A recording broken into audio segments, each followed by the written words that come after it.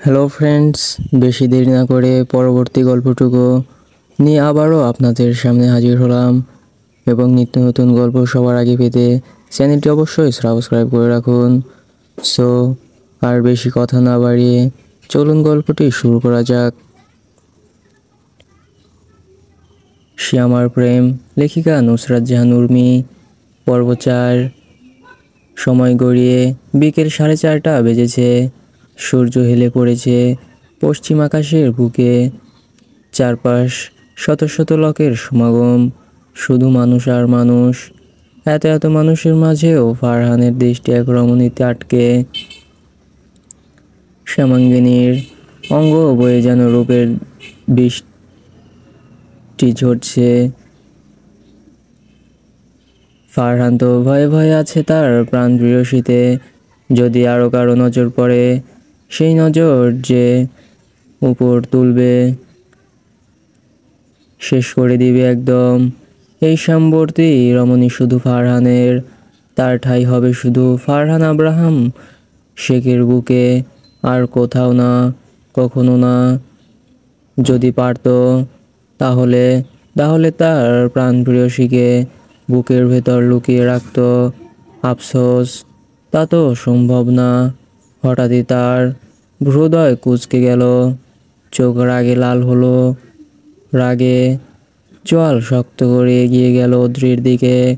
হঠাৎ ফারহানকে সামনে দেখে ভ্রু নাচিয়ে অদ্রি ইশারায় জিজ্ঞেস করলো, কি হয়েছে?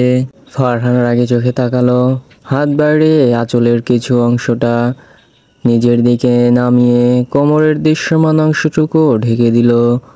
তারপর অদ্রির নরম কোমল ছোট্ট হাতটা নিজ হাতে নিল, আঙ্গুলে আঙ্গুল ডুবিয়ে সামনের দিকে হাঁটতে লাগলো। অদ্রি ভ্যাবলার মতো তাকিয়ে আছে আর জিজ্ঞেস করছে, কি হয়েছে স্যার? কোথায় নিয়ে যাচ্ছেন আমায়? ফারহান হাঁটতে হাঁটতে ধমকে উঠল, বিক্রি করে দিব তোমার মাথা মোটা। তা শুনে অদ্রির মুখভার হলো অভিমানে। মনে মনে ভাবলো, শুধু শুধু তাকে বকছে কেন? ভালো তো একটু বাসতেও জানে না, পারে শুধু ধমকাতে, কথাই বলবো না আর। কিছুটা নিরিবিলি জনমানবহীন জায়গায় এসে থামলো ফারহান। শক্ত চোখে তাকালো সে। অদ্রি মুখ ফুলিয়ে অন্যদিকে তাকিয়ে আছে। তা দেখে ভ্রু কুঁচকে বলল, এদিকে তাকাও। তাকালো না অদ্রি। ফারহান তাকাতে বলছি আদ্রিয়ানা। অদ্রি তাও তাকালো না। মাথায় এবার রক্ত উঠল ফারহানের। এমনিতেই রাগে মাথা গরম হয়ে আছে তার, উপর মেয়েটা এমন তেড়ামি। কপালের মাঝখানে এক আঙ্গুল ঘষে রাগ কমানোর চেষ্টা করতে করতে আবারও ডাকলো সে। অদ্রি এবারও বুক খেয়ে ফারহান এবার রক্তলাল চোখে তাকালো অদ্রির দিকে। মুহূর্তেই অদ্রি গাল চেপে ধরল নিজের শক্ত খসখসে হাতে। মেয়েটা চোখ বুজে কুকড়ে উঠল ব্যথায়। চোখের কোনায় অশ্রু জমল। ব্যথায় গাল চিনচিন করছে মনে হচ্ছে। গালের মাংস ভেদ করে ঢুকে যাচ্ছে ফারহানের আঙ্গুল। সে অস্ত্র সিক্ত নয়নে তাকায়। তখনই ফারহান রাগে গজগজ করে বলে, তাকাতে বলিনি আমি, বল। পাখা গজিয়েছে। এই ফারহান নিজের পাখিকে আদর করতেও জানে, বেশি উড়লে ডানা কাটতেও জানে। ধ্যান কোথায় থাকে? বল কোথায় থাকে? শাড়ি সামলাতে পারো না তো পরো কেন? কোমর বের হয়েছিল কেন? আমার জিনিস শুধু আমার, তাতে অন্য কারো বিন্দু পরিমাণ নজর আমি সহ্য করব না। খেয়াল কোথায় থাকে? কথা বল। এই প্রথম এতটা রাখতে দেখলো অদ্রি ফারহানকে। ভয় আত্মা কাঁপছে তার। মানুষটা রাগী তা জানতো সে, তাই বলে এত রাগী। ফারহানের রাগী রাগী চেহারা দেখেও ক্রাশ খেলো অদ্রি। মানুষটাকে আগলেও কতটা সুন্দর লাগে। হায় মেয়ে মার যাওয়া। অদ্রি হাত বাড়িয়ে নিজের চোখের কাজল ছুঁড়ে তারপর তা ছুঁয়ে দিল ফারহানের কানের পিঠে। হঠাৎ অদ্রির এমন কাজ, ভ্যাবাচেকা খেলো ফারহান। এটা কি হলো বুঝতে তার 3 সেকেন্ড সময় লাগলো। অদ্রির গাল থেকে হাত নামিয়ে নিজের কানের পিঠে ছোঁয়ালো। আঙ্গুলটা সামনে ধরতেই দেখলো কাজল। তার মনে হলো সে ছোট বাচ্চা যাকে আদর করে নজর ফোঁটা লাগানো হচ্ছে। অদ্রির দিকে তাকাতেই অদ্রি মুখ কাচুমাচু করে বলল, আপনার নজর লেগে যাবে, তাই দিয়েছি, মুছবেন না প্লিজ। তারপর নিজের দু গালে হাত রেখে বলে, উফ কতটা ব্যথা করছে। এভাবে কেউ গাল চেপে ধরে? একটু না হয় ভুল ছিল আমার, তাই বলে আমাকে মারবেন?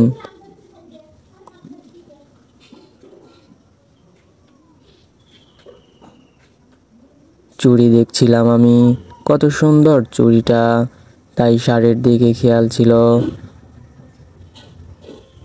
চুড়িটা হয়তো অন্য কেউ নিয়েছে। আপনার জন্য আমি চুড়িগুলো পেলাম না। কথাটা শেষ করে গাল ফুলিয়ে ঠোঁট উল্টায় অদ্রি, যেন তার কত বড় ক্ষতি হয়ে গেছে। অদ্রির এমন বাচ্চা মতে না চাইতেও হেসে ফেলল ফারহান।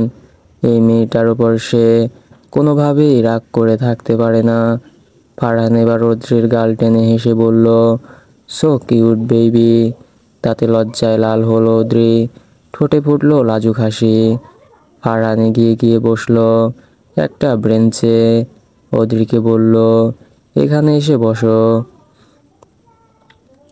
অদ্রি খেয়াল করলো বেঞ্চটা অনেকটাই ছোট, দুজন একসাথে বসলে গায়ে গায়ে স্পর্শ হবে। এ কথা ভেবে সে এগিয়ে গেল ঠিকই, কিন্তু বসলো না, দাঁড়ালো ফারহানের পাশে।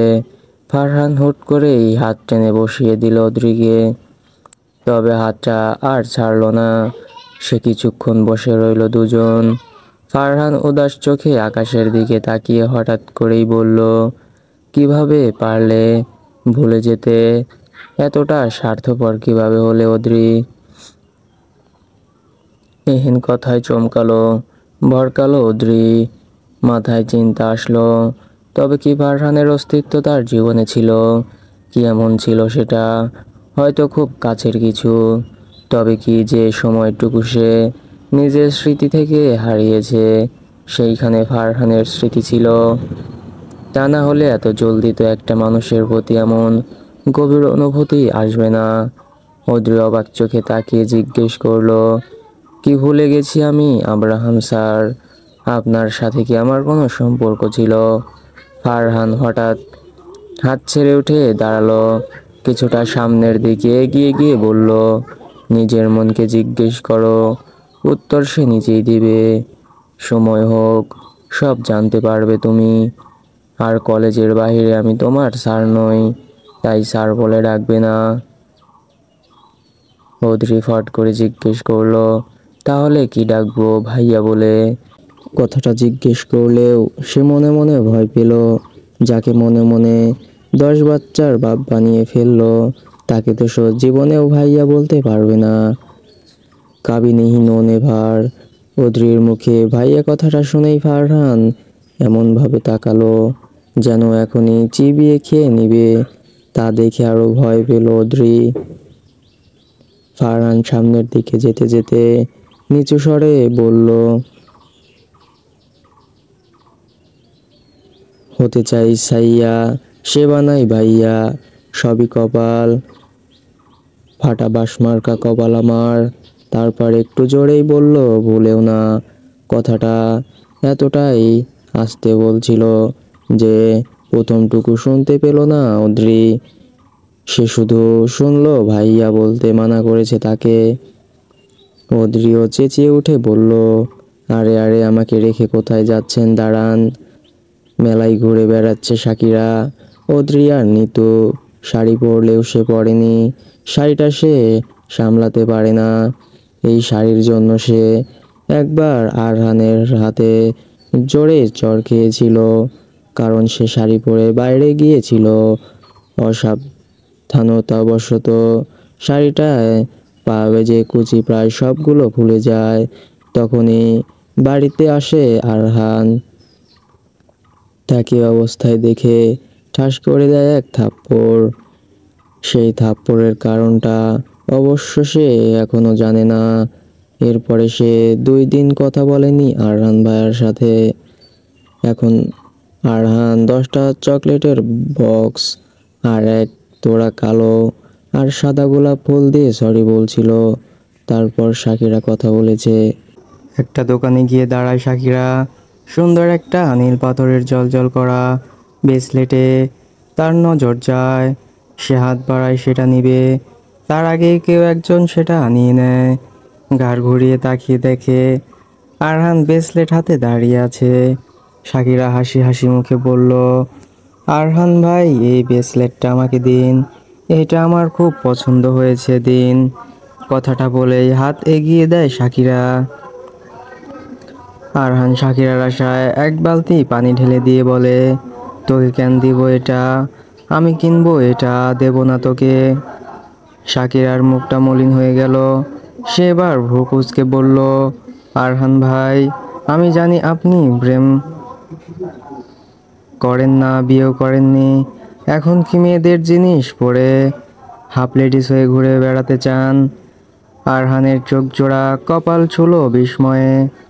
সে এক ধমক দিয়ে বলল, গাধি তুই চুপ থাক, এটা আমি আমার ভবিষ্যৎ বউয়ের জন্য কিনছি, তুই যা এখান থেকে, বেশি পেকে গেছিস, প্রেম মানে বুঝে গেছিস দেখছি।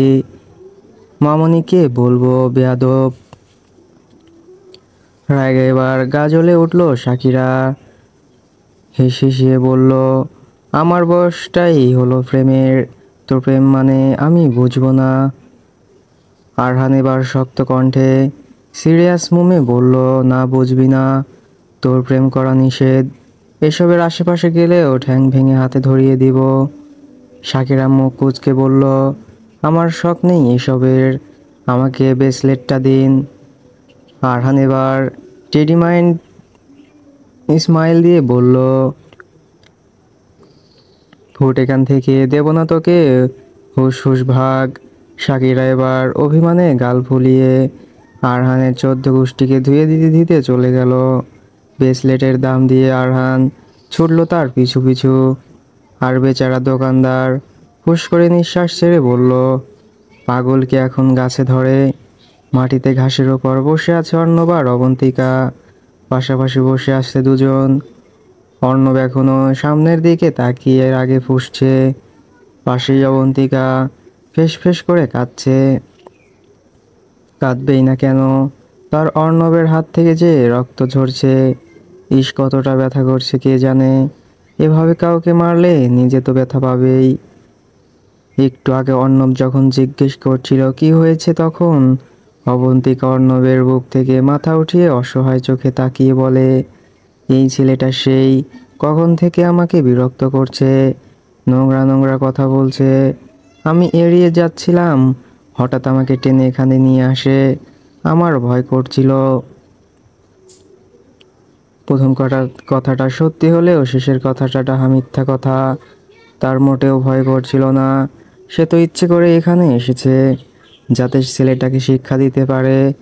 অবন্তিকা নম্র ভদ্র মেয়ে হলেও যথেষ্ট সাহসী। তার বড়দা ভাই তাকে স্পেশালভাবে কারাটে এবং কিভাবে নিজেকে সুরক্ষা করতে হয় সেসবের জন্য ট্রেনিং করিয়েছে।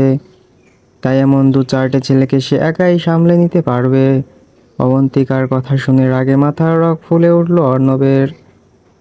কথায় আছে, শান্তশিষ্ট মানুষ যখন রেগে যায় তখন ঝড় বয়ে যায়। অর্ণবের ক্ষেত্রেও তাই হলো। মারতে মারতে ছেলেটাকে আধমরা করে ছেড়েছে। ছাড়া পেয়ে ছেলেটা কমতে যান নিয়ে পালিয়েছে। মারতে গিয়ে অর্ণবের হাত কিছুটা ছিলে গিয়ে রক্ত ঝরছে। তা দেখি অবন্তিকা কাঁদতে কাঁদতে বেহুশ প্রায়। অর্ণব এবার অবন্তিকার দিকে চাইল, রাগী কণ্ঠে বলল, একা কেন এসেছো মেলায়, জানো না এখানে কেমন টাইপের ছেলে থাকতে পারে? Tell me. অর্ণবের এমন ধমকে ভয়ে কেঁপে উঠল অবন্তিকা। কাঁপা কাঁপা কণ্ঠে বলল, দাভাই বাড়িতে ছিল না, তাই আমি একাই বেরিয়েছি। সরি, আর এমন হবে না। কথাটা বলেই অভিমানী চোখে চাইল সে। অর্ণব তা দেখে দীর্ঘশ্বাস ছাড়ল। মেয়েটাকে এভাবে ধমকাতে চায়নি সে, তবে রাগটা যে মাথা চেপে ধরেছে। ইচ্ছে করছে এই বাস্টারটাকে কেটে টুকরো টুকরো করে নদীতে ভাসিয়ে দিতে। তার অবন্তিকা তার ছোট্ট পাখিকে নিয়ে বাজে কথা বলেছে, এটা কি সে সইতে পারে? অর্ণব এবার হাত বাড়িয়ে অবন্তিকার গাল ছুলো, বৃদ্ধাঙ্গুলি দিয়ে মুছিয়ে দিল চোখের অশ্রু। হালকা হেসে বলল, আর কখনো একা বের হবে না। যদি কিছু হয়ে যায়, ভয় পাই আমি। অবন্তিকা উৎসুক চোখে চাইল, ঠোঁট নামিয়ে জিজ্ঞেস করে, কিসের ভয়? অর্ণব খানিকটা নিচু স্বরে বলে, আমার হৃদয় স্পর্শীকে হারানোর ভয়। লাজে লজ্জাবতী লতার ন্যায় লুইয়ে পড়ে অবন্তিকার ঠোঁট। নাড়িয়ে বিড়বিড় করে বলে, ওহে পৃথিবী, শুনছো তুমি? সে আমাকে হারানোর ভয় পায়। এর থেকে সুখের কোনো বাক্য হতে পারে কি এই দুনিয়ায়? বিশ্বাস করো, আমার সুখে মরে যেতে মন চাইছে। যে মানুষটার জন্য আমি এত অশ্রু ঝরিয়েছি, আজ সেই মানুষটাও আমাকে চায়, হারানোর ভয় পায়। অর্ণব এবার জিজ্ঞেস করে, এখানেই কি তোমার দাদু বাড়ি? অবন্তিকা মাথা নাড়িয়ে হ্যাঁ বলতেই অর্ণব আবারও বলে, আমিও এই গ্রামে বিয়ের দাওয়াতে এসেছি। বিয়েটা আরও 4 দিন পর। গ্রামটা ঘুরতে আসার জন্যই এত জলদি এসেছি আমরা। কথাটা শেষ করতেই অবন্তিকা বলে, এই গ্রামের প্রতিটা জায়গা আমি চিনি, আপনি ঘুরবেন আমার সাথে। অর্ণব যেন হাতের কাছে চাঁদ পেল। সে মূলত এখনই এই কথাটাই বলতে চেয়েছিল। তা অবন্তিকাকে বুঝতে না দিয়ে বলল, তুমি যখন চাইছো তাহলে যাব।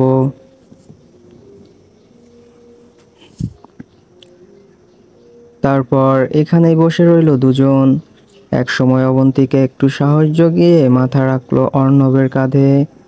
অর্ণব কিছু বলল না, ঠোঁট কামড়ে হাসলো শুধু। এক হাতে জড়িয়ে ধরলো ছোট্ট পাখিটাকে। তারপর দুজনে একসাথে সূর্যাস্ত উপভোগ করলো।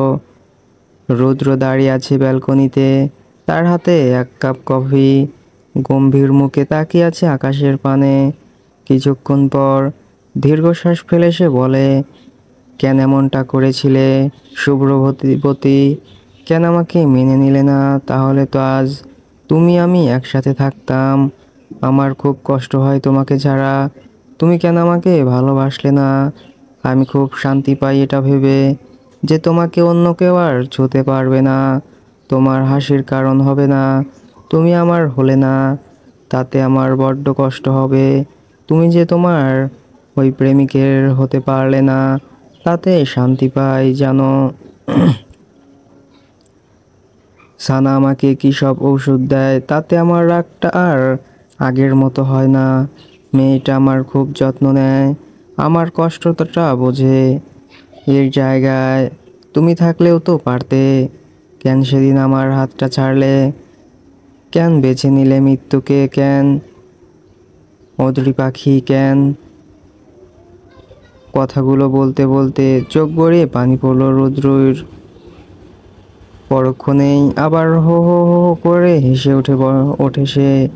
পর্দার আড়ালে এসব দেখে চোখ ভিজে যায় সানার। কি করে পারবে সে এই মানুষটাকে সুস্থ করতে? সে তো নিজেই সুস্থ হতে চায় না। একটা বছর যদি ঠিকমতো ট্রিটমেন্ট চালানো যেত, তাহলে পুরোপুরি সুস্থ হবে তার রুদ্র ভাই। তবে মানুষটা যে ঠিকমতো ওষুধটাই খায় না। কিছুক্ষণ পর রুদ্র রুমে এসে সানাকে দেখে বলল, আমি বাংলাদেশে যাব, তুইও সাথে যাবি। প্লেনের টিকিট বুকিং কর। রুদ্র রেহেন কথায় বুক ধুপ করে উঠল সানার। বাংলাদেশে কেন যাবে রুদ্র? আবার কি নতুন কোনো ঝড় আসতে চলেছে? কি হবে সামনে? গোধূলির রক্তিম সন্ধ্যা পেরিয়েছে অনেকক্ষণ। চারদিকে আঁধারে ছেয়ে গেছে। আকাশে হাজার তারার মেলা। তবে চাঁদের দেখাটা মিলছে না। আজ কি তবে অমাবস্যা? হয়তোবা।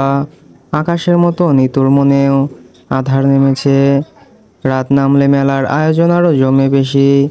চারপাশে হাজার হাজার মানুষ, কত কত সুন্দর রমণী।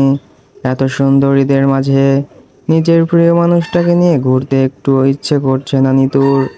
কারণটাও আছে, ঘুরে ফিরে অনেক মেয়ে তাকাচ্ছে নীলের দিকে। নীল অনেকটা সুস্বাস্থ্যের অধিকারী, লম্বা বলিষ্ঠ দেহ। দেখলে আন্দাজ করা কঠিন যে এই ছেলে সবেমাত্র ইন্টার সেকেন্ড ইয়ারে পড়ে। তার উপর রংটাও হয়েছে ফর্সা। নিতু মনে মনে গাল দেয় নীলকে। কে বলেছে এত সুন্দর হতে? নিতু তো নীলের চোখের মায়ায়, ঠোঁটের দু একটা প্রেমময় ফোনালাই পেয়েই মন হারিয়ে খুন হয়েছে। নীলের মতো সুদর্শন কেন হতে হবে? এখন তার হয়েছে যত জ্বালা, নিজের ব্যক্তিগত পুরুষের উপর অন্য নারীর চোখের নজরটা যে কাটার মতো বিচ্ছে নিতুর গায়ে। সে কাটার আঘাত কি দেখতে পাচ্ছে নীল? দেখলে হয়তো আফসোসে মরে যেত। কেন সে সুদর্শন হলো? নীল কিছুক্ষণ যাবৎ খেয়াল করছে তার রূপঞ্জনার মনটা খারাপ, মুখটা ভার করে আছে। প্রেমিকার এহেন করুণ অবয়ব কি প্রেমিকার পরাণে সহে? না, সইল না। চিন্তায় বিষক্রিয়ার মতো যন্ত্রণা হলো নীলের হৃদয়ে। নীল ভাবছে মেয়েটা হয়তো অত্যধিক কোলাহলে গরমে নেতিয়ে পড়েছে। তাই সে নিতুর হাত টেনে ধরে মেলায় জায়গায় থেকে বের হয়ে অনেকটা নিরিবিলি মাঠের কাছে এসে বসলো। তারপর দুহাতে আগলে নিল রূপাঞ্জনার নরম তুলতুলে গাল দুটোকে। সেই স্পর্শে অভিমানী চোখে তুলে তাকায় নিতু। নিতুর এমন অভিমানী দৃষ্টিতে অবাক হলো নীল। পরক্ষণেই হারালো প্রিয়সীর চোখের গহীন সমুদ্রে। যেন তলিয়ে যাচ্ছে সে সমুদ্রের তলদেশে। এই হরিণী চোখ দুটোকে দুনিয়ার সবচাইতে সুন্দরতম আর সর্বনাশিনী চোখ বলে আখ্যায়িত করতে ইচ্ছে হয় নীলের। প্রায় বছর দুয়েক আগে এই হরিণী চোখ দুটো তো তাকিয়েই তো হঠাৎ মন খুইয়েছিল সে। তার জীবনের সবচেয়ে বড় সর্বনাশটা বুঝি সেদিনই হয়েছিল। সেদিন এই মেয়েটাকে ছাড়া একটা মুহূর্ত তার ভালো লাগে না। নীল এবার দূরত্ব কমালো, ডুব দিতে চাইল রূপঞ্জনার অধরে। তবে তার আগেই নিতু নিজের ঠোঁটে হাত রেখে রাগি চোখে তাকালো। ভ্রুজোড়া কুঁচকে যায় নীলের। মনে আসে একটা ভাবনা, এমন মুহূর্তে তো মেয়েটা লজ্জায় কেঁপে ওঠে। আজ এমন অগ্নি দৃষ্টিতে তাকাচ্ছে কেন? সে বুঝতে পারলো সিরিয়াস কিছু হয়েছে। তাই সে এবার অন্যদিকে তাকিয়ে বড় একটা শ্বাস ফেলে নিজেকে দামালো। নিতুর দিকে চেয়ে মুচকি হেসে বলল, কি হয়েছে আমার জানটার? হঠাৎ এমন রেগে কেন? নিতু ঠোঁট থেকে হাত সরিয়ে রাগী কণ্ঠে বলল, শব্দ আপনার, আপনার জন্য আমার ভেতরটা এমন পড়ছে। নীল অবাক হয়ে জানতে চাইল, আমি কি করেছি? আর তোমার ভেতরটা পড়ছে মানে? ভাজা পোড়া কিছু তো খেতে দেখলাম না। গ্যাস্ট্রিক হলো কিভাবে? নীলের এহেন কথায় নিতু তাজ্জব বয়ে যায়। বিড় করে বলে, আমি কি বলি আর সেই বা কি বোঝে? ধৈর্য দাও আমায় খোদা, ধৈর্য দাও। তারপর নিতু চোখ রাঙানি দিয়ে বলে, আমার গ্যাস্ট্রিক আলসার টালসার হতে যাবে কেন? আপনার কি আমাকে রোগী মনে হয়? একদম কথা ঘোরানোর চেষ্টা করবেন না। নীল ব্যাবলার মতো তাকিয়ে বলল, আমি কখন কথা ঘোরালাম? নিতু হাত বাড়িয়ে রেগে এলোমেলো করে দিতে লাগলো নীলের চুল। হেসে বলল, আপনাকে এত হিরো সেজে থাকতে হবে কেন? কে বলেছে এত স্টাইল নিয়ে ঘুরতে? সাদামাটা হয়ে থাকতে পারেন না? অন্য মেয়ে কেন তাকাবে আপনার দিকে? আর কখনো যদি এমন চকলেট বয় সেজে ঘুরে বেরিয়েছেন তো খবর খারাপ করে দেব আপনার। অসভ্য বেয়াদব লোক। এতক্ষণে আসল সমস্যাটা বুঝতে পারল নীল। মেয়েটা জেলাস। তাই এমন রেগে আগুন হয়ে গেছে। নীল এবার ঠোঁট কামড়ে হাসলো, দু হাতে আঁকড়ে ধরলো নিতুর কোমর, মিশিয়ে নিল নীল বক্ষবন্ধনীতে, কানের কাছে ফিস ফিস করে বলল, my would be missus, are you jealous? না, এতটা খুব জ্বলছে বুঝি? আমি তো তোমাকে ছাড়া এই পৃথিবীতে সব মেয়েকে চাচির নজরে দেখি, কখনো ভুলেও তাকাই না।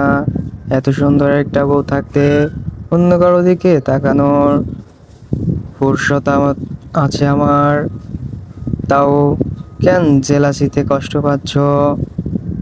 এই নীল বুড়ো হয়ে যাবে, মরে মাটিতে মিশে যাবে, তবুও রূপাঞ্জনাকে মত্ত করবে শুধুই তোমাতে। নিতুর রন্ধে রন্ধে লজ্জার বান বয়ে গেল, ঠোঁটে লাজুক হাসি ফুটল, জল জল করে চোখে তাকালো নীলে রাখিতে, ধীর কণ্ঠে আওড়ালো, আপনাকে ভালোবেসে পরিপূর্ণতায় ঘেরায়া এই আমি পূর্ণতা খুঁজে পেয়েছি। নীল গালে ঠোঁট চলো নিতুর ফিস ফিসিয়ে বলল, আমিও যে সম্পূর্ণরূপে পূর্ণ হতে চাই, তোমাকে অর্ধাঙ্গিনী রূপে চাই। কবে আসবে সেই সন্ধিক্ষণ?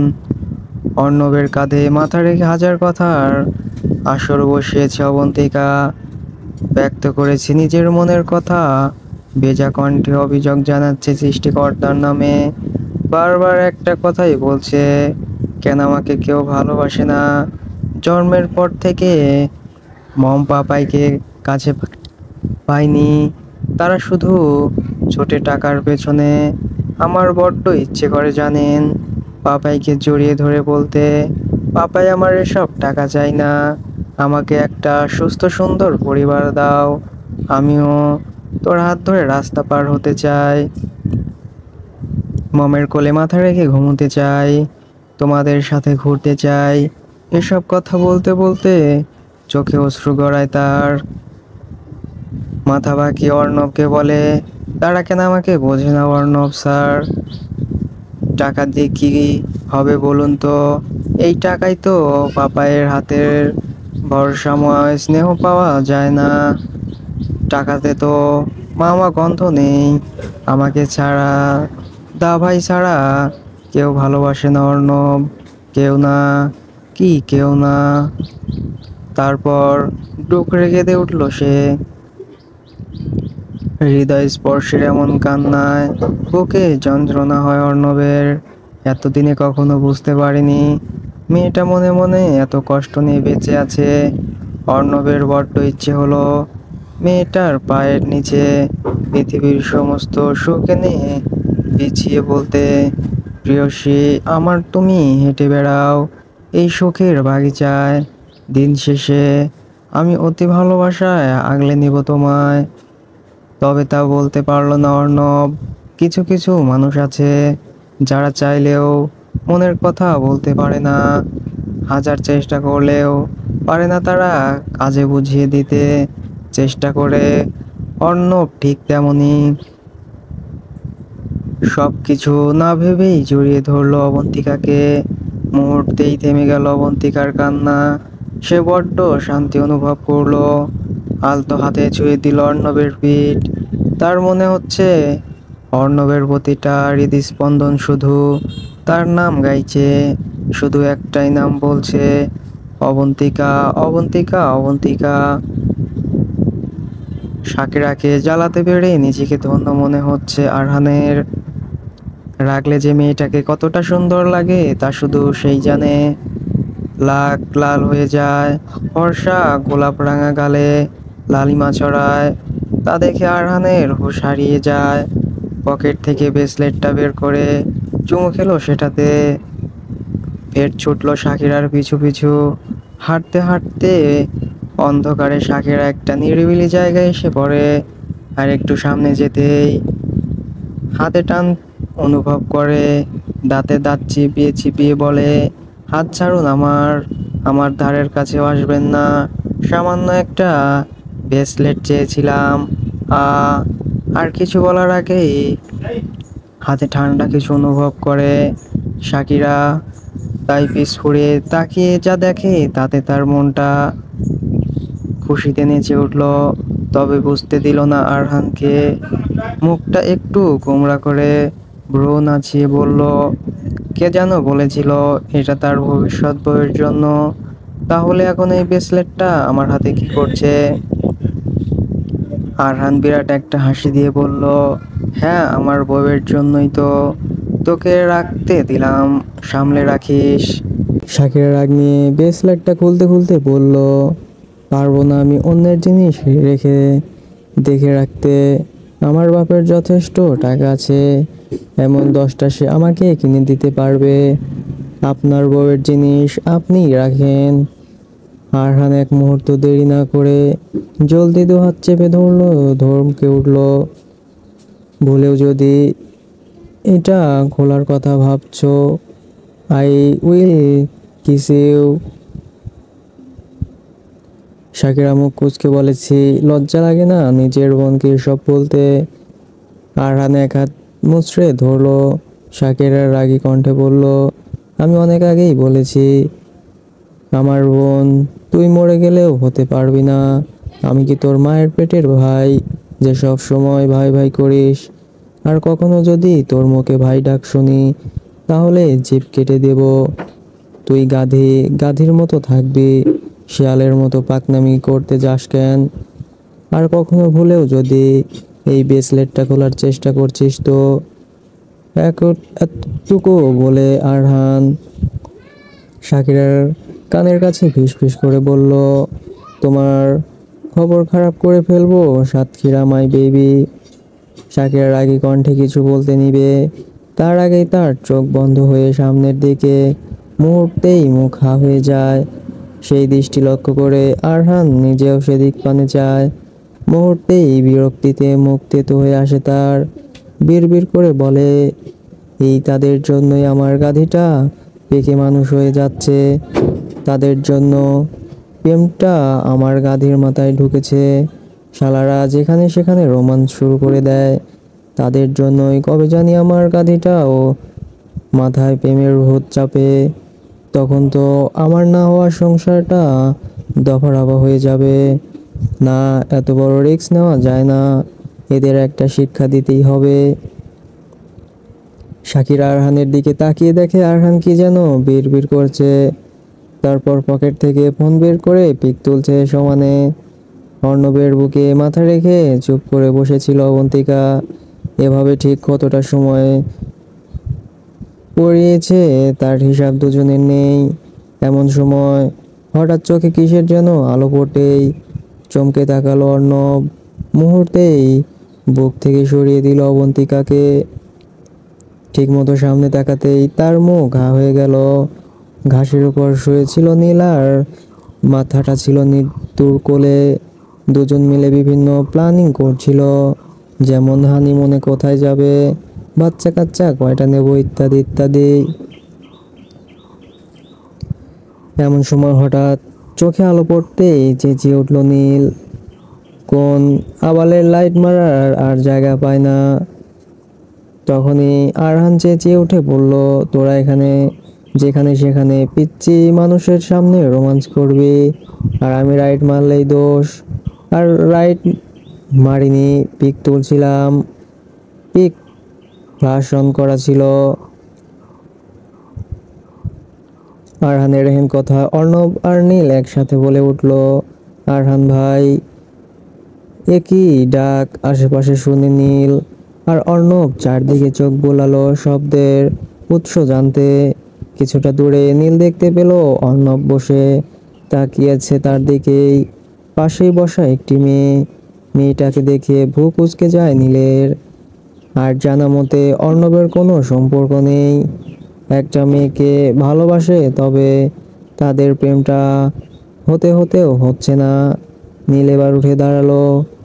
তার পাশে এসে দাঁড়িয়েছে অর্ণব আর অবন্তিকা। নিতু তো আগে থেকেই ছিল। মেয়ে দুটো লজ্জায় মাথা তুলতে পারছে না।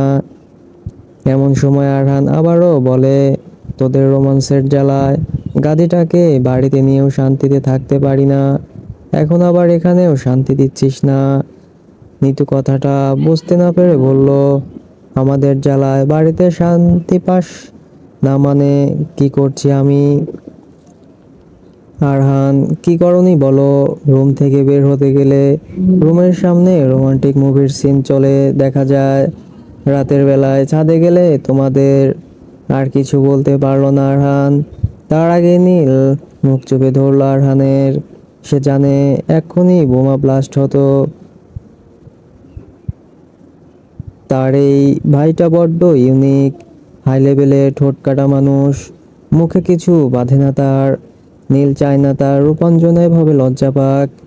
অন্যদিকে অর্ণব কথাটা বুঝতে পেরে বিষম খেয়েছে, খুব খুব করে কেসেই চলছে।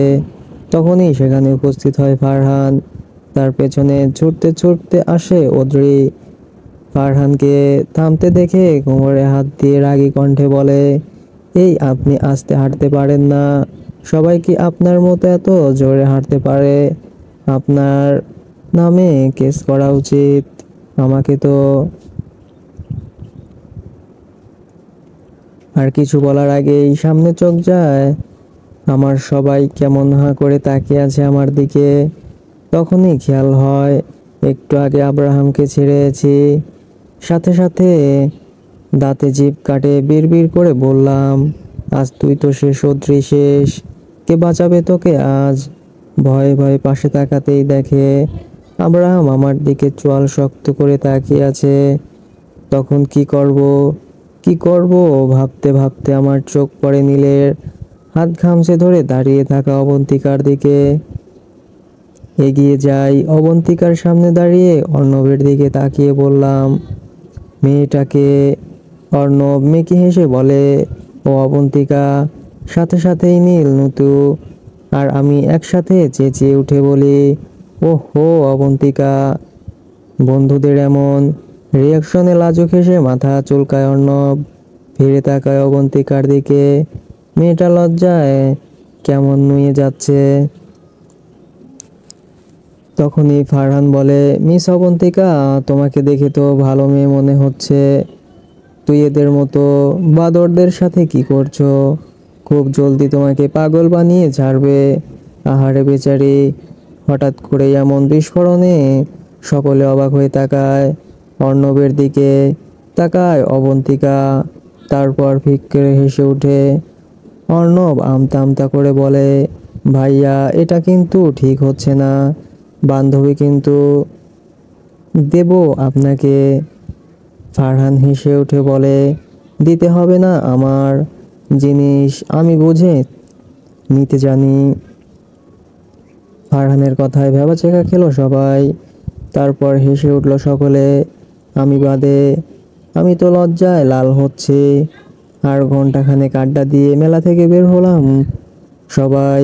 আমি হাসতে হাসতে রাস্তায় এসে নেমেছি। তখনই ফারহান আদ্রিয়ানা বলে চেঁচিয়ে উঠল। একটানে আমাকে মিশিয়ে নিল নিজের সাথে। আমি যেখানে দাঁড়িয়েছিলাম ঠিক সেখান দিয়েই মুহূর্তের মধ্যে দ্রুত গতিতে চলে গেল একটা ট্রাক। এমন ঘটনায় আতঙ্কে কেঁপে উঠল সবাই। আমার শরীর থেকে থেকে কেঁপে উঠছে। একটুর জন্য কি হতো তা ভাবতেও গা কাটা দিয়ে উঠল। মুহূর্তেই ভয়ে সব কিছু ঝাপসা দেখতে পেলাম আমি।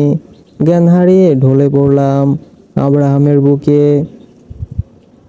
আব্রাহাম অদ্রিকে আগলে নিয়ে তীক্ষ্ণ দৃষ্টিতে তাকালো ট্রাক ড্রাইভারের দিকে।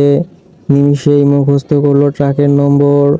তারপর অদ্রিকে তুলে নিয়ে গাড়িতে গিয়ে বসলো ফারহান। বিলাসবহুল একটা রুম, প্রতিটা আসবাবপত্রে মিশে আছে অভিজাত্যের ছোঁয়া। সেই রুমটাই বড্ড এলোমেলো আজ। রুমের প্রতিটা জিনিস ভেঙে ছড়িয়ে ছিটিয়ে আছে। বিধ্বস্ত এই রুমের দরজায় দাঁড়িয়ে আছে রুদ্র। সে হাসতে হাসতে বলল, জানেমান, এখন আর কোনো উপায় নেই। তোমার আব্রাহাম এখানে আসতেই পারবে না। No chance. এই মুহূর্তে আমি তোমাকে বিয়ে করব। লাল রঙা লেহেঙ্গা পরা মেয়েটি অশ্রু চোখে চাইল। তারপর ঠোঁট বাঁকিয়ে হেসে বলল, মিস্টার রুদ্র চৌধুরী, শুনে রাখুন, আমি এই প্রাণ থাকতে আব্রাহাম ছাড়া আর কারো হব না। আপনাকে কবুল বলা তো আমার জন্য মৃত্যু সমতুল্য। কথাটা বলেই আঁচলের আড়ালে থেকে গানটা বের করে নিজের বুকের বাম পাশে ঠেকায় মেয়েটি। মুহূর্তেই শব্দ করে বুলেটের মাটিতে লুটিয়ে পড়ে। মাথাটা বাড়ি খায় শক্ত একটা লোহার ফুলদানিতে। বুকার মাথা থেকে রক্ত বের হচ্ছে অবিরাম। হিতাহিত জ্ঞান শূন্য রুদ্র ছুটে যায় মেয়েটির দিকে, ছুতে চায় তাকে। মেয়েটি কাঁপা কাঁপা গলায় বলে, ছুবেন না, না আমায়। আমার আব্রাহামের স্পর্শ নিয়ে মরতে চাই, দূরে থাকুন। তখনই সেখানে উপস্থিত হয় কেউ একজন। ইনজেকশন পুশ করে রুদ্রর ঘরে। রুদ্র ঝাপসা চোখে দেখে সেই লোকটি নিয়ে চলে যাচ্ছে তার শুভ্রবতীকে। স্বপ্নে এতটুকু দেখতেই ঘুম ভেঙে যায় রুদ্রর। পুরো শরীর ঘেমে একাকার। সেই 1.5 বছর আগের স্মৃতি সে পুনরায় দেখল স্বপ্নে। রুদ্র উদাসীন চোখে প্লেনের জানালা দিয়ে বাইরে তাকায়, বিড়বিড় করে বলে, আর কিছুটা সময় বাকি ছিল বিয়ের। তুমি যদি সেদিন আমায় বেছে নিতে, কত সুন্দর একটা সংসার হতো আমাদের, কতটা সুখী হতাম আমরা দুজন। কিন্তু তুমি বড্ড বোকা অদ্রি পাখি, বড্ড বোকা। তাই মৃত্যুকে বেছে নিলে, আমার কথা একটাবার ভাবলে না। কতটা স্বার্থপর তুমি। ভালোবাসি অদ্রি পাখি, ভালোবাসি শুভ্রবতী। কথাগুলো বলতে বলতে চোখ বেয়ে জল গড়িয়ে পড়ছে রুদ্রর। তখনই হঠাৎ গালে স্পর্শ পায় রুদ্র। সে জানে এটা সানা ছাড়া আর কেউ না। মেয়েটা তাকে বড্ড বেশি বোঝে। কতটা আগলে রাখে শুধু কি বড় ভাই হিসেবেই। আর কিছু ভাবলো না রুদ্র, মাথা এলিয়ে দিল সানার কাঁধে। এতটুকুতেই একাকার সুখ এসে ভর করে সানার মনে। সে ভাবে, রুদ্র ভাই ধীরে ধীরে এভাবে একদিন আমাকে ভালোবাসবে। সেদিন যতটাই দেরিতে হোক আমি অপেক্ষা করব। দরকার পড়লে আজীবন অপেক্ষা করব। আমার বিশ্বাস রুদ্র ভাই একদিন ঠিকই আমার হবে। হয়তো কি অদ্রি সেদিন মৃত্যুকে বেছে নিত না, কখনোই না। রুদ্র যদি ছানার না হতো, তাহলে অদ্রি সেদিন রুদ্রকেই বেছে নিত। সত্যিকারের ভালোবাসা কখনো হারে না। তাই তো অদ্রি নিজের ভালোবাসার জন্য প্রাণটা দিল। আর আমি সামান্য অপেক্ষাটুকু করতে পারবো না, তা কি হয়? অদ্রির মাথাটা বুকে নিয়ে অনবরত কাঁপা কাঁপা গলায় ডেকে চলছে ফারহান। ফারহানের নিজেকে বড্ড বেশি অসহায় লাগছে। অদ্রির জ্ঞান ফিরেছে না কেন, সেই চিন্তায় ফারহানের অবস্থা করুণ। তার হাত অনবরত কাঁপছে, গলা শুকিয়ে কাঠ হয়ে গেছে ভয়ে। অসহনীয় যন্ত্রণা ইচ্ছে তার হৃদয়ে। তার চোখের সামনে ভেসে উঠেছে 1.5 বছর আগের অদ্রির রক্তাক্ত শরীর। সেদিন কত ডেকেছিল ফারহান, সাড়া দেয়নি অদ্রি। ছেড়ে গিয়েছিল তাকে, ভুলে গেল নিজের আব্রাহামকে। এতগুলো দিন ধুকে ধুকে মরছে ফারহান। মেয়েটাকে একটু মন ভরে দেখতে পারেনি, কথা বলতে পারেনি। আর অদ্রিকে আবারও অবচেতন অবস্থায় দেখে তার মনে ভয় হয়, হানা দিচ্ছে। কখন যে নিজের অজান্তেই চোখের কোণ ভিজে অশ্রু গড়িয়ে পড়ল বুঝতেই পারল না ফারহান। কিছুক্ষণ পর চোখ পিট পিট করে তাকালাম আমি। চোখের সামনে খুব কাছে আবিষ্কার করলাম আব্রাহাম স্যারের মুখ। দেখে মনে হচ্ছে কোনো কিছু নিয়ে ভয় পেয়েছেন। চোখটা কেমন লাল হয়ে আছে। সব সময় পরিপাটি হয়ে থাকা সিল্কি চুলগুলো এলোমেলো হয়ে কপালে পড়ে আছে। নাকটা কেমন লাল হয়ে আছে দেখে মনে হচ্ছে কেঁদেছেন উনি। কেন কেঁদেছেন উনি? আমার জন্য? আমাকে হারানোর ভয়ে কি তার হৃদয় কাঁপে? ধুর, কী সব ভাবছি আমি। উনি তো আমাকে ভালোবাসেন না। আমার ভাবনার মাঝেই ফারহান আমাকে নিজের সাথে জড়িয়ে ধরে বললেন, জ্ঞান ফিরেছে তোমার। কত ভয় পেয়েছিলাম আমি। এখন কেমন আছো? এখন কেমন লাগছে? ঠিক আছো তুমি? ফারহানের এমন পাগলামিতে অবাক হলাম আমি। কি পাগলামোর কারণটা কি? আমার কেন যেন বারবার মনে হচ্ছে অনেক আগে থেকেই উনি আমাকে চেনেন। আমাদের মাঝে কিছু তো ছিল, সেটা উনি আমাকে বলতে চাইছেন না। একটু পর উনি আমাকে সিটে বসিয়ে দিয়ে বললেন, নাও একটু পানি খাও, ভয় পেও না, আমি আছি তো। কথাটা বলেই অমায়িক হাসলেন উনি। সে হাসিতে আমি মন হারালাম, ধ্যান হারালাম। হঠাৎ আব্রাহাম আমার চোখের সামনে তুড়ি বাজালো। আমি দ্রুত চোখের পলক ফেলে ওনার দিকে তাকালাম। উনি এক হাতে চুল ঠিক করতে করতে বললেন, মিস আদ্রিয়ানা, আমাকে কি খুব সুন্দর লাগছে। আমি জানি আমি অনেক সুদর্শন, তাই বলে আপনি আমার বউয়ের হক মারবেন, এটা কি ঠিক? ওনার এমন কথায় রাগ উঠলো আমার। সব সময় বউ বউ করেন, যেন 10টা বিয়ে করে বসে আছে। যত সব ঢং। রাগে আঙ্গুল তাক করে বললাম, দেখুন ফারহান, দেখাও। বিয়ের আগে সব দেখা দেখি ঠিক না, নটিগাল।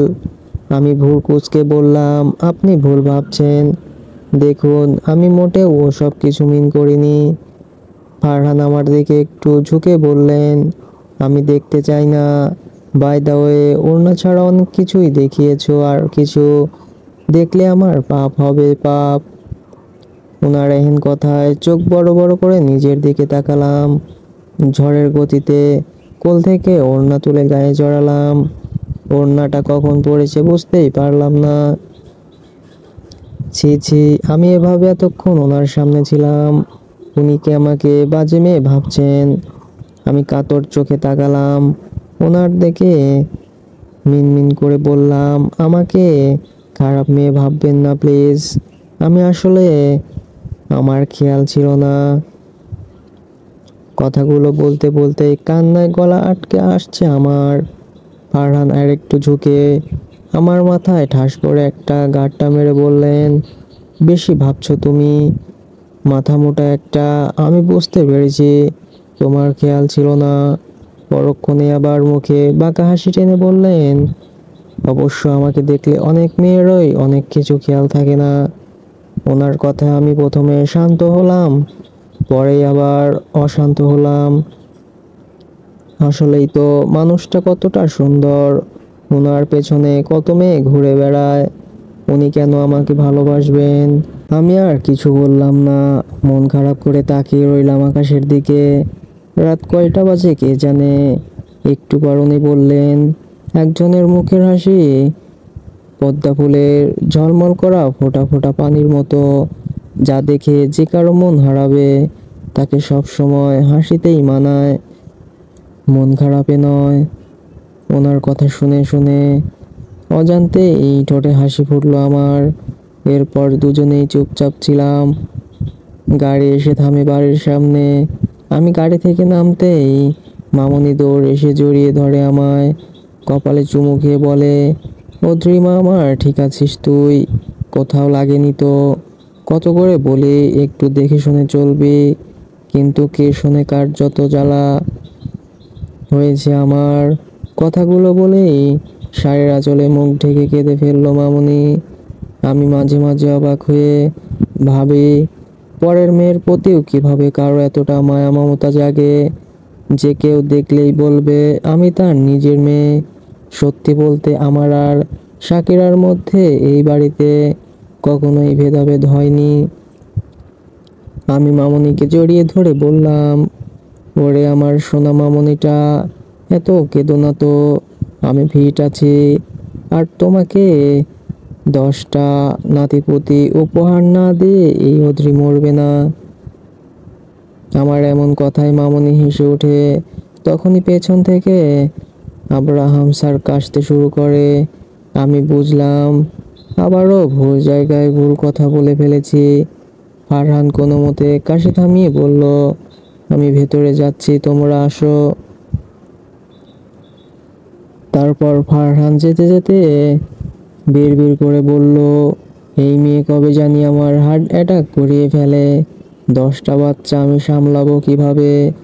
ভাবতে ভাবতেই ফারহান কল্পনা করলো 2টা বাচ্চা তার দোকানে ঝুলবে, একটাকে সে হাতে নিয়ে ফিটার খাওয়াচ্ছে, আরেকটা তার ঘরে বসে চুল টেনে টেনে ছিঁড়ছে, বাতাসে ওড়াচ্ছে, আর দুটো তার 2 পা জড়িয়ে দাঁড়িয়ে দাঁড়িয়ে চকলেট চাচ্ছে, একটা তার কোমর ধরে দাঁড়িয়ে আছে, আরো 2জন রুমের এদিক ওদিক ঘুরে বেড়াচ্ছে, সব কিছু এলোমেলো করছে।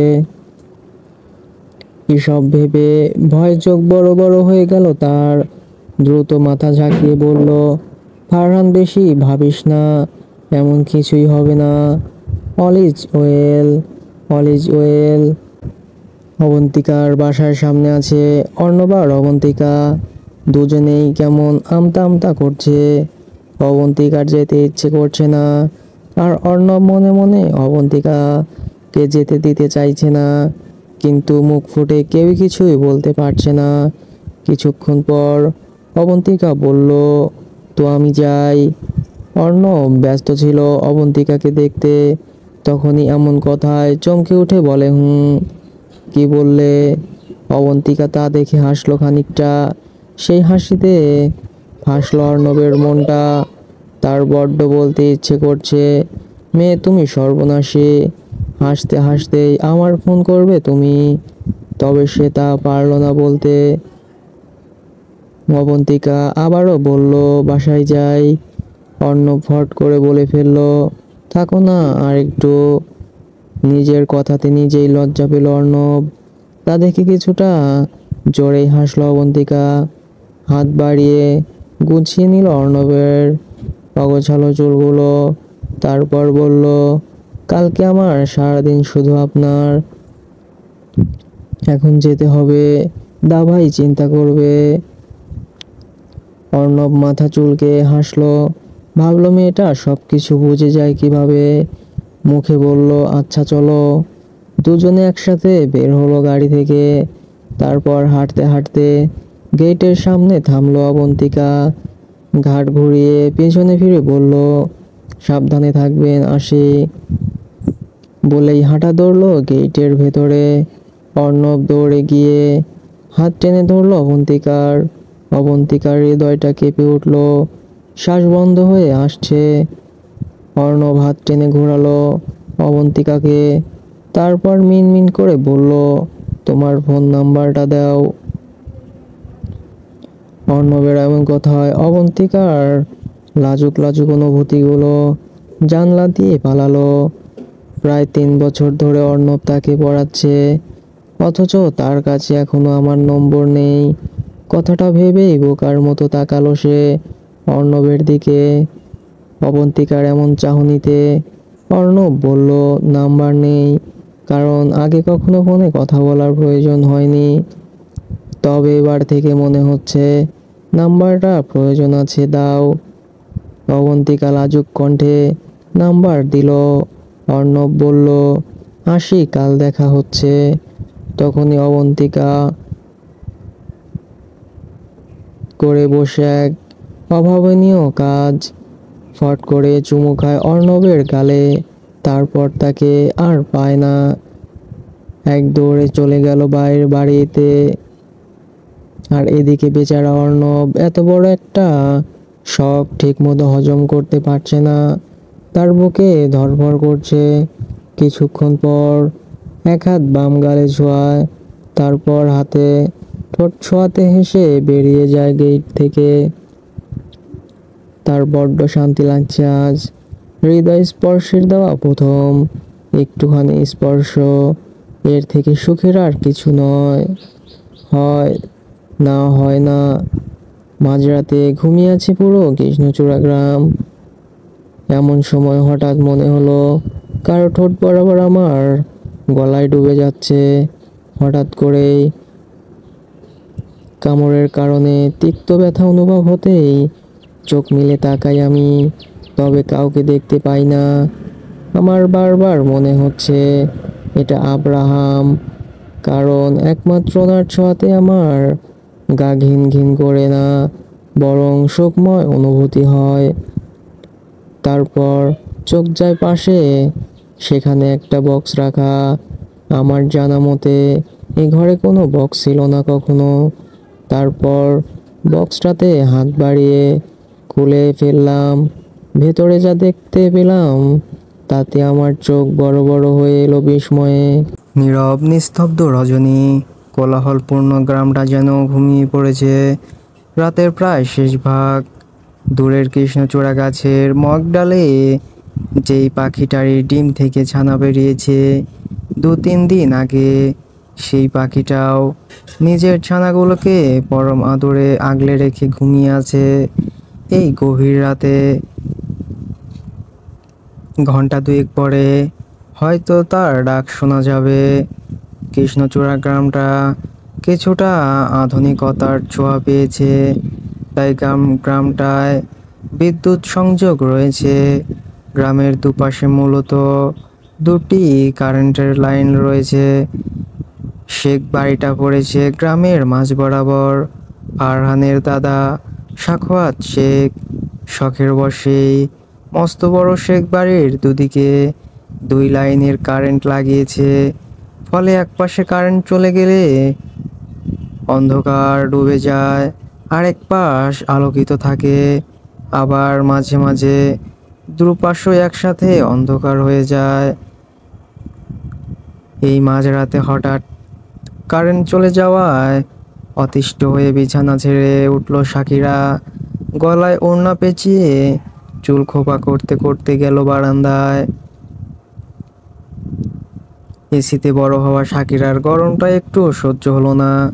গ্রামে এসি না থাকলেও প্রাকৃতিক বাতাস আছে, যা এসির থেকে ঢের সুন্দর এবং প্রশান্তিময়। খোলা বাতাসে মন ভরে উঠল সাকিরার। এতক্ষণে গরমটা ছুটল। এই মাঝরাতের মুক্ত বাতাস তার শরীরে অজানা এক অনুভূতির জোয়ার তুলছে। কেমন অস্থির লাগছে তার। হঠাৎ চোখ গেল পাশের বারান্দায়, সেখানে লাইট জ্বলছে। এটা দেখে তার গা জ্বলে উঠল। বিড়বিড় করে বলল, মিস্টার আরহান শেখ, আমি গরমে ঘুমাতে পারছি না, আর আপনি আরামে নাকে সর্ষে তেল দিয়ে ঘুমাবেন, তা কি হয়? না, সাকিরা যতদিন বেঁচে আছে ততদিন তো কোনোভাবেই সম্ভব নয়। তারপর একটা বাঁকা হাসি দিয়ে লাফিয়ে চলে গেল পাশের বারান্দায়। চুপি চুপি পায়ে চলে এলো আরোহানের রুমে। এলোমেলো বিছানায় শুধু একটা 3/4 প্যান্ট পরে শুয়ে আছে আরহান। বুকের অংশটুকু উন্মুক্ত, ফর্সা বুকে লোমগুলোতে যেন আফিম লেগে আছে। তা দেখেই কেমন একটা অচেনা মাতাল করা অনুভূতি হলো সাকিরার হৃদয়ে। চোখে যেন ঘোর লেগেছে, হুঁশ হারিয়েছে নিজের। সাকিরা মৃদু পায়ে এগিয়ে গেল, বসলো আরহানের মাথার কাছটায়। আরহান অনেকটা ফারহানের মতোই দেখতে। দুজন একসাথে দাঁড়ালে যে কেউ নিঃসন্দেহে বলে দেবে এরা দুজন ভাই। আরহানের জামরঙা ঠোঁটে চোখ পড়তেই শুকনো ঢোক গিলল সাকিরা। তার গলা শুকিয়ে আসছে, মনে হচ্ছে ঘরে অক্সিজেন কমে গেছে, তাই তার শ্বাস নিতে কষ্ট হচ্ছে। নিজের অজান্তেই সাকিরা ঝুঁকে এলো আরহানের অনেকটা কাছে। ঠোঁট ঠোঁট ছুঁইয়ে দিল আলতো করে। সাকিরা কি করছে সেদিকে তার খেয়াল নেই।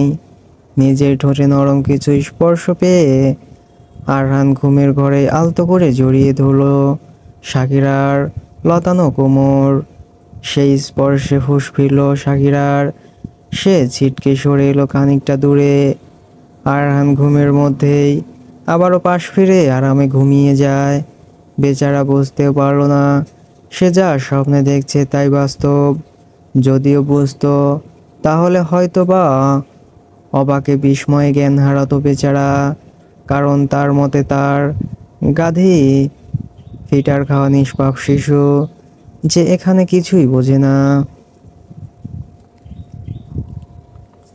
অপরদিকে নিজের মুখ দু হাতে চেপে বন্ধ করে মৃদু মৃদু কাঁপছে সাকিরা। তার মনে হচ্ছে সে এখনই মরে যাবে। একটু আগে সে এটা কি করলো, কেন করলো কিছুই বুঝতে পারছে না। তখন এটা তার এটা করতে ইচ্ছে হলো তাই সে করে বসেছে। কিছুক্ষণ পর পিট পিট করে তাকালো আরহানের দিকে। সাথে সাথেই লজ্জায় লাল হলো বদন, ঠোঁটে ফুটলো লাজুক হাসি। এই লজ্জার কারণটা সেও ধরতে পারলো না। নিজের মাথায় চাপড় মেরে বলে, আরহান ভাই একদম ঠিক বলে, তুই আসলেই একটা গাধি। এটা কি করলি একটু আগে? বাই এনি চান্স ওনার ঘুমটা যদি ফুরুত হতো, তোরও তো দুনিয়া থেকে ফুরুত হতো, 2 সেকেন্ড লাগতো না। এভাবেই বিড়বিড় করে নিজেকে বকতে বকতে নিজের রুমে চলে যায় সাকিরা। এতক্ষণে কারেন্টও চলে এসেছে, তাই ভাবনা বাদ দিয়ে দিল শান্তির ঘুম। অপরদিকে সাকিরা রুম থেকে বের হতেই হাসি দেখা গেল আরহানের ঠোঁটে। চোখ তুলে তাকালো সে, আলতো হাতে নিজের ঠোঁট ছুঁয়ে দিতে গিয়েও থেমে গেল। হাত দিয়ে তার শ্রেয়সীর স্পর্শ মুছে যাবে, এটা কি আরহানের এমনটা সইবে? সইবে না। পরক্ষণেই জোরে হেসে উঠল সে, দুহাতে জড়িয়ে ধরলো কোলবালিশটা, ঠোঁট নাড়িয়ে বিড়বিড় করে বলল, গাধীরে বুকে তো আগুন লাগিয়ে দিলি, আরো একটা বছর অপেক্ষা করতে হবে। এখন তুই যে এমন আগুন ধরালি, আমি ঘুমোবো কি করে বল? উফ, ঠোঁটে কি মধু নিয়ে ঘুরিস? নিজের অবুঝ মনের অনুভূতি নিজেই বুঝিস না গাধী একটা। আমি অবাক চোখে তাকিয়ে আছি বক্সটার দিকে। মাঝারি সাইজের বক্সটাতে রং বেরঙের বিভিন্ন ধরনের কাচের চুড়ি। চুড়িগুলো দেখতে অনেক সুন্দর, দেখেই আমার ঠোঁটে হাসি ফুটলো। কিন্তু কে না কে দিয়েছে, এটা কি পড়া ঠিক হবে? তখনই নজর পড়ে বক্সের ভেতরে একটা ছোট্ট কাগজে। আমি সেটা হাতে নিয়ে দেখলাম, প্রিয় শ্যামাঙ্গিনী, তোমার ঠোঁটের এক ঝলক হাসিতে সুখ লুকিয়ে থাকে। সেই হাসি কারো বুকে সুখের বৃষ্টি ঝরে আমার জন্য এক মুঠো চুড়ি খুইয়ে মন খারাপ হয়েছিল তোমার। ডর্জন ডর্জন দিয়ে গেলাম, দেখো তো পছন্দ হয় কিনা। ঠোঁটের কোণে হাসি বাসা বাঁধে কিনা। ইতি, আপনার ক্রাশ। ছোট্ট এই চিরকুটের ক্ষুদ্র ক্ষুদ্র লেখায় হৃদয় সুখের জোয়ার বইছে আমার। এত সুখ কি কখনো ছিল আমার ভেতরে? সেই মানুষটা বুঝি আমায় অনুভব করে, তবে কি এমন সমস্যা আছে যে বলে না? পরক্ষণেই নিজের দিকে ক্রাশ লেখাটা দেখে চোখ বড় বড় হয়ে গেল। আমার সুখময় অনুভূতিটা জানালে দিয়ে দৌড় দিল। এটা উনি কিভাবে জানলেন? হায় হায়, গেল রে গেল, মান ইজ্জত সব গেল। জানবে না কেন? এভাবে হাঁ করে তাকিয়ে থাকি যে কেউ দেখলেই বুঝবে উনি তো আর ছোট্ট খোকা নন। ছি, মান সম্মানের ইন্নানিল্লা হয়ে গেল। ধ্যাত। অপরদিকে নিজের বিছানায় শুয়ে আছে ফারহান, চোখ বন্ধ করে মনে করছে পুরনো স্মৃতিগুলো, যে স্মৃতিতে খুব কাছে ছিল তার। হৃদয়ের রানী কতবার ছুঁয়েছে প্রিয়তমার নরম কোমর, তুলতুলে অধর। সেই দিনগুলো কত সুন্দর ছিল। আজ কত ভাবতে হয় তাকে একটুখানি ছুতে, অথচ এক সময় নির্দ্বিধায় ছুঁয়েছে কতবার। বিরহের তাপে বুকটা জ্বলে উঠল ফারহানের। বুক চিরে বেরিয়ে এলো দীর্ঘশ্বাস। অস্পষ্ট স্বরে বলল, জলদি সুস্থ হও জান। বুকের কাছটায় মিশিয়ে রাখতে ইচ্ছে করছে খুব, আর যে অপেক্ষা সয় না। ফোন কানে নিয়ে গাল ফুলিয়ে বসে আছে নীল। তার যে বড্ড তৃষ্ণা পেয়েছে নিজের রূপঞ্জনাকে দেখার। মেয়েটা কেন বোঝে না তার হৃদয় ব্যথা, এতে নিষ্ঠুর কেন এই লজ্জাবতী। কত সহজে মানা করে দিল, একটু বুঝলো না তার প্রেমিকের বিরহ যন্ত্রণা। অপরদিকে ফোন কানে নিয়ে এটা সেটা বলছে নিতু, বারবার বোঝানোর চেষ্টা করছে এত রাতে সে দেখা করবে না। এখন দেখা করলেই নীলের মাথায় ছোঁয়াছুঁয়ির ভূত চাপবে, তা নিয়ে একটু সন্দেহ নেই নিতুর। নিতু এবার অধৈর্য হয়ে বলল, এত রাগ করছেন কেন? বুঝছেন না ভরা বাড়ি এখন, আরহান ভাইয়ের বাবা মা বোন সবাই চলে এসেছে। এমত অবস্থায় আমাদের দুজনকে এত রাতে একসাথে কেউ দেখে ফেললে কি হবে জানেন? নীল রাগী কণ্ঠে জিজ্ঞেস করে, কি হবে? নিতু ফট করে বলে, দৌড়ে বেঁধে বিয়ে দিয়ে দিবে, আমাদের এখনো বিয়ের বয়স হয়েছে। নীল হু হু করে হেসে উঠল, হাসতে হাসতে বলল, তাহলে তো ভালোই, আমাকে আর কষ্ট করে 4 বছর অপেক্ষা করতে হবে না, আর আমার বাপের টাকাও বাঁচলো, সাথে সময়ও বাঁচলো। প্রথমে বিয়ে, তারপর ডিরেক্ট বাসর। নীলের এহেন কথায় তাজ্জব বনে গেল নিতু, স্তব্ধ হয়ে শুকনো শুনল নীলের হাসি। তারপর লজ্জা লুকানোর চেষ্টায় কণ্ঠে রাগ মিশিয়ে বলল, পাগল হয়ে গেছেন আপনি নীল। হুম, আপনার রূপঞ্জনার পাগল প্রেমিক আমি। নিতু, রাতে কিছু খাননি, ক্ষুধা পেয়েছে, তাই এমন আবোল তাবোল বলছেন। নীল কণ্ঠে হতাশা প্রকাশ করে বলল, হুম, ইদানিং শুধু খিদে পায়, তবে যাই খাই পাঞ্ছে পাঞ্ছে লাগে, একটুও খেতে ইচ্ছে করে না। নিতু অবাক কণ্ঠে বলল, ওমা কেন, কি হলো আপনার? নীল, সেদিন যে মিষ্টি খাওয়ালে তুমি, বারবার শুধু সেটা সেটা খেতে ইচ্ছে করে, অন্য সব কিছুই পাঞ্ছে লাগে। নীলের কথাটা বুঝতে না পেরে নিতু বলে, আমি কবে মিষ্টি খাওয়ালাম আপনাকে? নীল খানিকটা জোরেই হাসে, তারপর ওই চুমু খায় ফোনের স্ক্রিনে। নিচু স্বরে বলে, মনে নেই সেদিন ছাদে, ঠোঁটে ঠোঁট মিষ্টি মুখ। কথাটা শেষ হওয়ার সাথে সাথেই ফোন কাটার শব্দ হলো।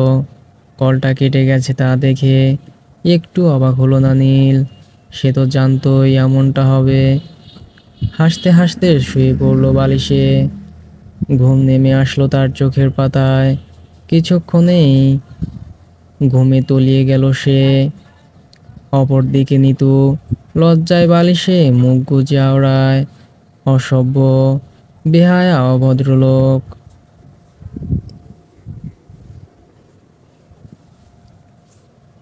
ভোর 5টা, পূর্ব আকাশে লালিমা ছড়িয়ে ছিটিয়ে আছে, ভোরের পাখিরা মিষ্টি সুরে গান গাইছে। পুরো শহর এখনো নীরব।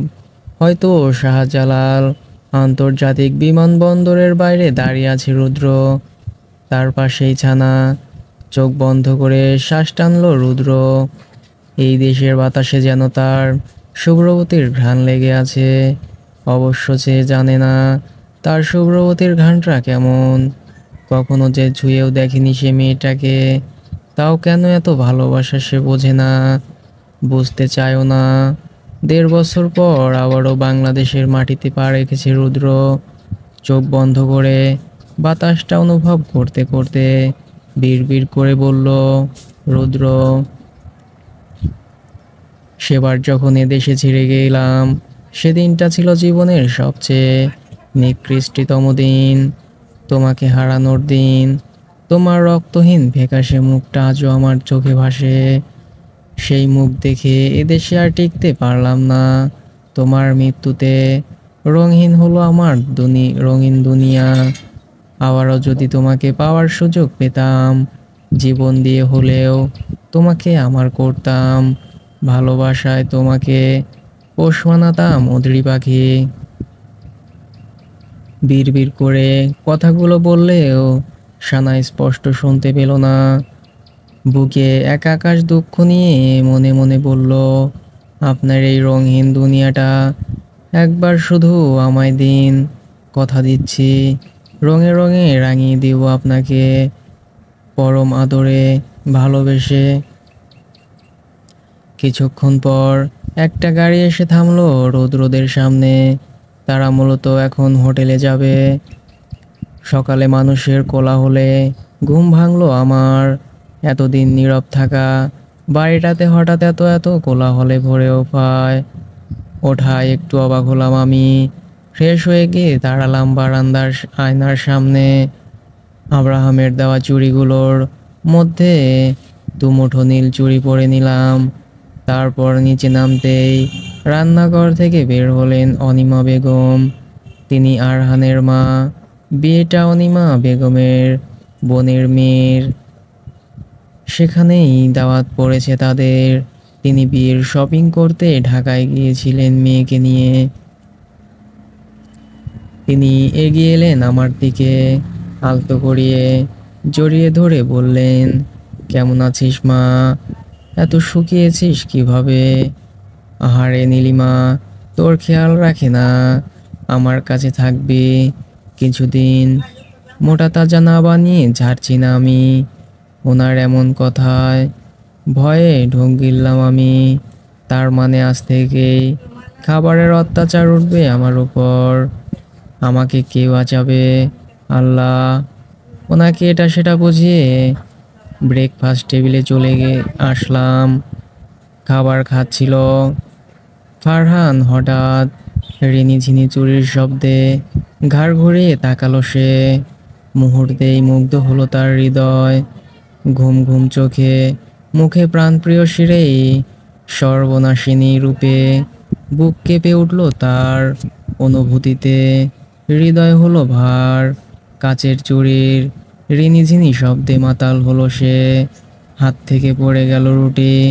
হাঁ করে তাকিয়ে রইল অদ্রির দিকে। অথচ অদ্রি ফারহানকে পাত্তাই দিল না যেন। গিয়ে বসলো ফারহানের পাশের চেয়ারে। আমাকে দেখে আরোহা মুখে বিরাট এক হাসি টেনে বলল, কেমন আছো অদ্রি আপু? ওয়াও, তোমার চুড়িগুলো কত সুন্দর। কোন মার্কেট থেকে কিনেছো?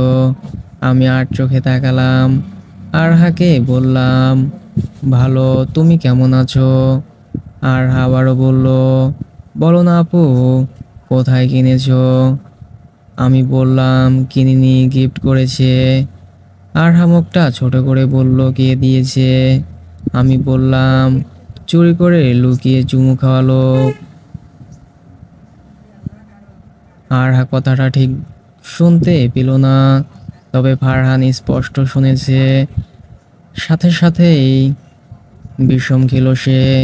চোখ বড় বড় করে অসহায় চোখে অদ্রির দিকে তাকিয়ে আফসোসের সুরে বলল, এ মেয়ের মুখে কিছু বাঁধে না কেন?